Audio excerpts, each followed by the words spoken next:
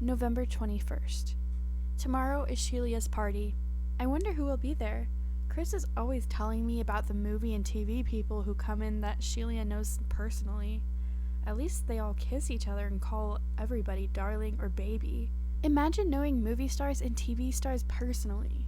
Blank came into Mr. Milani's shop one day and bought a big dinner ring, but she's so old that I've only seen her in one late movie on TV, and she played a not too exciting or glamorous crazy woman. November 22nd. Oh, happy Saturday. Tonight is the sophisticated night. I wonder if they'll think I'm terribly naive if I drink Coke or something instead of champagne or whatever they have. Maybe no one will even notice. I better dash off to work. Sometimes my cable car is packed at this time of day, and I don't want to have to hang on to the outside and get my hair all stringy. November 23rd. It has happened again, and I don't know whether to weep or rejoice. Well, at least this time we are all adults doing our adult thing and not influencing a bunch of little kids. Granted, some people wouldn't consider me quite an adult, but everyone thinks both Chris and I are 18, so I guess that's all that matters. Anyway, Shelia lives in the most fabulous apartment with the most spectacular view. She has a doorman who is even more regal looking than the doorman where I work, and they are pretty impressive.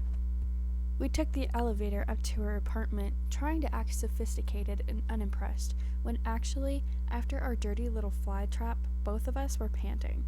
Even the elevator was impressive with gold vinyl paper on two sides and black paneling on the other two. Shelia's apartment was like walking into a decorating magazine. 2 whole walls were glass overlooking the twinkling city. I tried to keep my mouth from hanging open, but it was like finding myself on a movie set.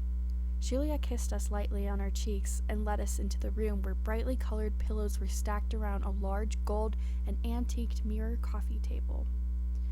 There was an oversized buff-colored shaggy fur chair next to the fireplace, and the whole thing was really too much. Then the doorbell was ringing, and the most beautiful human beings I have ever seen in my life began arriving. The men were so gorgeous that they were like tan statues of the Roman gods, and the women were so breathtaking that it made me happy and frightened all at the same time. But after a while it dawned on me that we're young and shiny and healthy, and these women are old. They probably couldn't get out of the house in the morning without half a ton of makeup on, so we really didn't have anything to worry about at all. Then I smelled it. I almost stopped talking in the middle of a sentence. The smell was so strong. Chris was over on the other side of the room, but I saw her looking around and she knew she had smelled it too. The air seemed to be getting thick and parts of my head were begging for it. I didn't know whether to run or stay or what.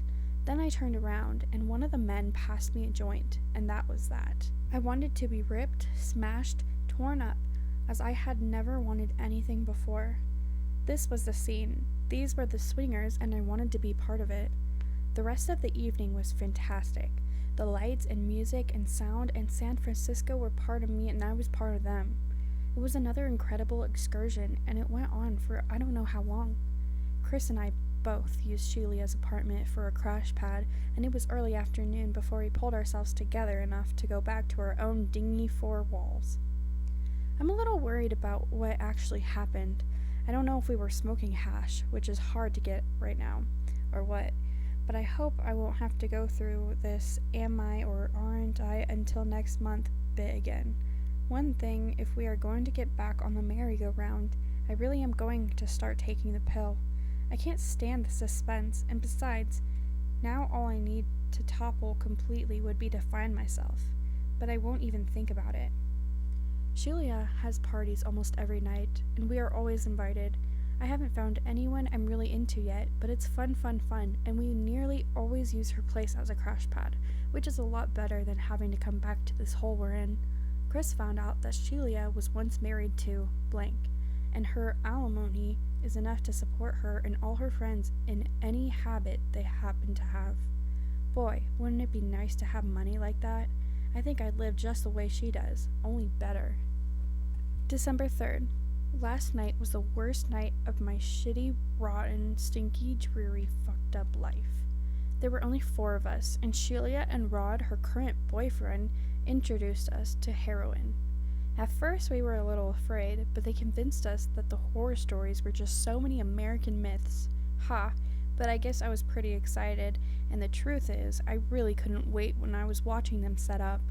Smack is a great sensation, different from anything I'd ever had before. I felt gentle and drowsy and wonderfully soft, like I was floating above reality and the mundane things were lost forever in space. But just before I was too out of it to notice what was going on, I saw Sheila and that cocksucker she goes with lighting up and setting out speed. I remember wondering why they were getting high when they had just set us out on this wonderful low, and it wasn't until later I realized that the dirty son of a bitches had taken turns raping us and treating us sadistically and brutally. That had been their planned strategy all along, the low-class shit eaters. When Chris and I finally came down, we crippled our way back to the apartment and talked for a long time. We've had it. The garbage that goes with drugs makes the price too goddamned high for anyone to pay. This time, we are really going to watch out for each other and help each other. I had condemned Richie for being a frigging homo, but maybe I should give even that mother a break. With the shit he was on every day, it's no wonder he was out of control. Still December 3rd. Chris and I talked again, and we had decided to leave this screwed up scene. We've got $700 counting yesterday's pay, so we can maybe start a boutique in some not too great area. We're certainly not going to chipper around anymore. We've both had enough of that. I hate to leave Mr. Milani. He's been so kind and good and considerate of me, but neither Chris nor I can stand the thought of seeing or hearing from that sadistic switch hitter Sheila again, so I guess I'll just leave another thanks and I love you note. December 5th. We've been spending 10 hours a day looking for a place with no luck. Now we've decided maybe we should start a shop over close to Berkeley. All the kids there wore lots of jewelry, and at least Chris got some of the suppliers' names before she left, and I'm sure I can do some original things just from having watched Mr. Milani. That should make it a really fun shop, with Chris doing the buying and selling and me doing some original work. December 6th. Well, today we found it, our new home. It's a tiny ground floor apartment really close to Berkeley, which has now become a commercial district, so we can use the kitchen and bedroom for living, and the living room and the microscopic dining room for our showroom and a workshop. Tomorrow we move in and start painting. We have a nice bay window only a few feet from the street, which will make a fantastic display window, and if we repaint and recover the furniture, it actually won't be too bad. We're going to do all sorts of mad things, like covering the old worn tabletops with felt, which is cheap, and putting fake leopard on the chairs and on part of one wall if we can afford it. It will be good to have a place to call home again, and this one will fix up to look loved and lived in. We didn't spend a single penny on the other apartment. December 9th. I have been too busy to write. We have been working 20 hours a day. We both laugh about how much we would love a Dexy, but neither of us will weaken ever again. We haven't done a thing to our living quarters, but our showroom looks adorable. Already a number of kids have stopped by to tell us how great it looks and to ask us when we'll be open. We couldn't afford carpeting, so we've painted the floor candy cane pink, and the walls we've done in pinks and white with all the accents in a warm, soft red and purple. It looks simply great. Instead of using leopard, we decided to use fake white fur, and it's simply scrumptious. Chris has been down at the wholesale houses all day, and tomorrow we open with or without sleep. December 10th. Apparently, Chris knew just what to buy because just today we've done $20 worth of business. She's going to have to go back to the market tomorrow. December 12th. The plumbing leaks and toilet gets stopped up, and we only have hot water part of the time, but it really doesn't matter. Kids stop by to watch our TV, which we have in the showroom, or just to sit around and rap. We cut the legs off the dining room chairs so they are only about a foot from the floor, and with 5 of them, one was broken beyond repair. We've got a nice little conversation area. Today, one of the kids suggested we stock a refrigerator with a few cold drinks and then charge 50 cents for them with TV privileges. I think we're going to try it. In fact, we've even considered getting a cheap second-hand stereo in a few weeks if things continue to go well. Our showroom is really quite large, and really you only need half of it for business. Most of the kids seem to have plenty of money, and they buy enough to surely allow them chair privileges for a while. December 13th. Today, one of the boys who's been in a number of times offered to sell us his stereo for $25 because he's going to build a new one. We were elated and are staying up tonight to refinish it with red velvet and gold thumbtacks. Won't the kids be surprised tomorrow? I'm glad I'm always so tired I fall asleep the minute I touch the bed because I don't want time to think, especially about Christmas. December 15th. This morning, Chris left early to go to the wholesalers, and I was listening to the stereo while I cleaned up the showcases. Then, She's Leaving Home began playing, and before I knew what was happening, I had tears dripping down my face like two spigots had been turned on inside my head. Oh, that song was written about me and all the others of thousands of girls like me trying to escape. Maybe after Christmas I'll go home, maybe even before Christmas. This whole mess with Richie must surely be cleared up, and I can go back and start in school at half year.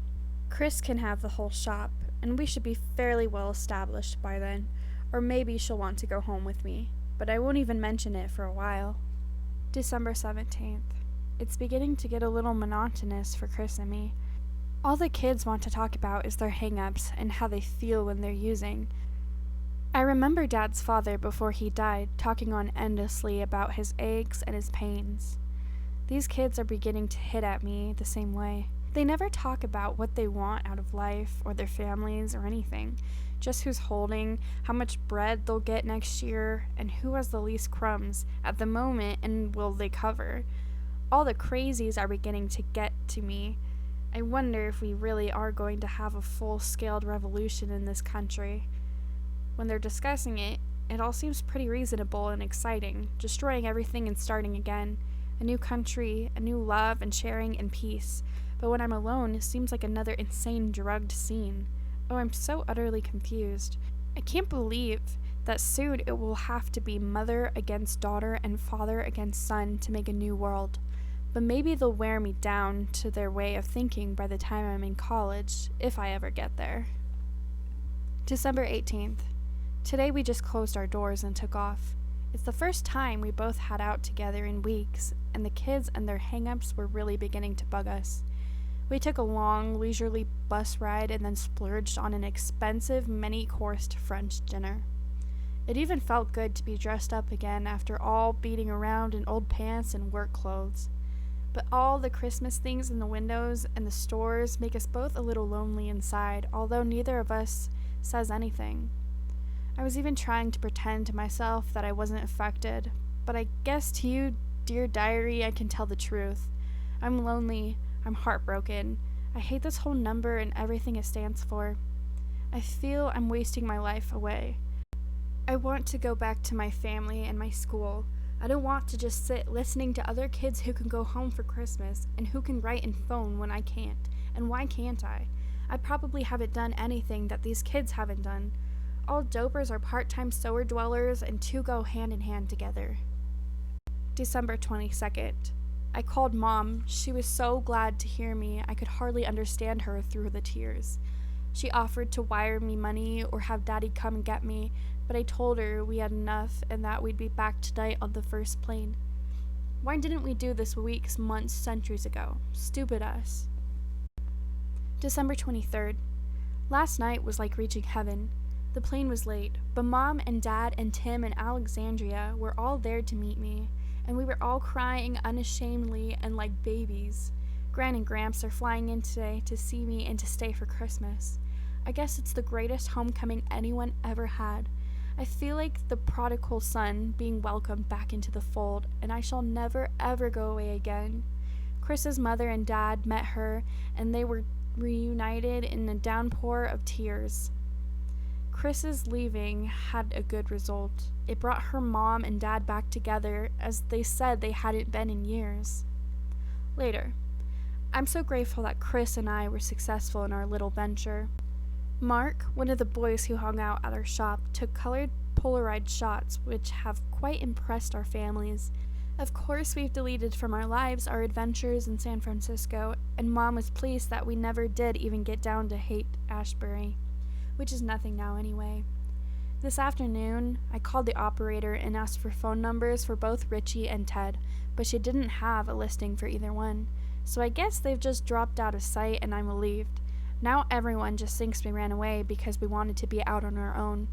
I think I'll check to see if they are still registered in school, just to make sure. December 24th. The house is alive with fragrance. We have baked cakes and pies and cookies and candies. Gran is a wonderful cook, and I know I can learn many things from her, and I'm really going to try. The tree is up, and the house is trimmed, and Christmas is going to be even greater this year than it has been before. I called Chris today, and she feels great. Her mom and dad and her crippled Aunt Doris, who lives there, are really going out of their way to be nice to her. Oh, it's good to be home. I guess Mom was right. Chris and I used to dwell on the negative things, but not anymore. December 25th. Diary, it's Christmas, and I am waiting for my family to wake up so that we can go empty our stockings and unwrap our presents. But first, and all by myself, I wanted to have my own special and sacred little part of this special and sacred day. I wanted to review and repent and recommit myself. Now I can sing with the others, O come all ye faithful, joy and triumphant, for I am triumphant this time, I really am. December 26th. The day after Christmas is usually a letdown, but this year I enjoyed helping Mother and Gran clean up and put away and take out. I feel grown up. I am no longer in the category with the children. I am one of the adults, and I love it. They have accepted me as an individual, as a personality, as an entity. I belong. I am important. I am somebody. Adolescents have a very rocky, insecure time.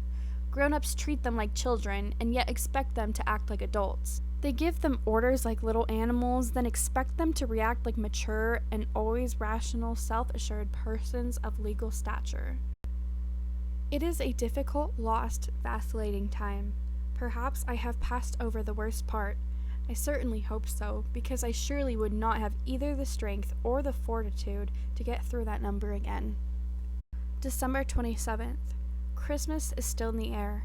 That something wonderful, something special time of year, when all things good are reborn upon earth. Oh, I love it, I love it, I love it.